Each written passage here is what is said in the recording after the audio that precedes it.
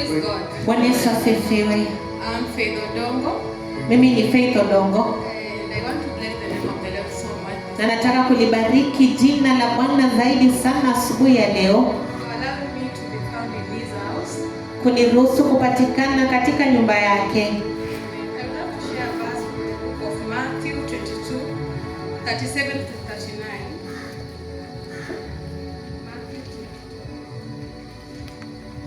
Kitabu cha Mathayo 22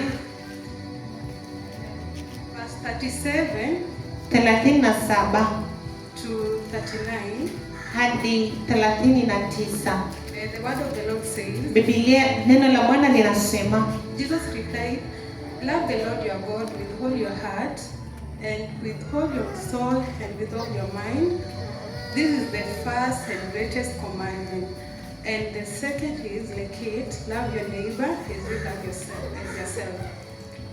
This morning, the Biblia inasema, Yesu akamjibu, mpende Bwana Mungu wako kwa moyo wako wote na kwa roho yako yote na kwa akili zako zote.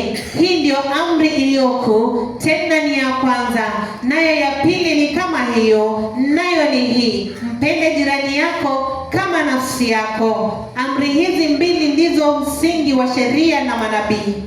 Amen. The word of the Lord is encouraging us this morning that we should love the Lord and we should serve Him for whom He is. Neno la Bwana linatuhimiza asubuhi ya leo kwamba tunapaswa kumpenda Bwana na tunapaswa kumtumikia yeye kwa jinsi alivyo. Yes, because most of the time as human beings we forget that He is God.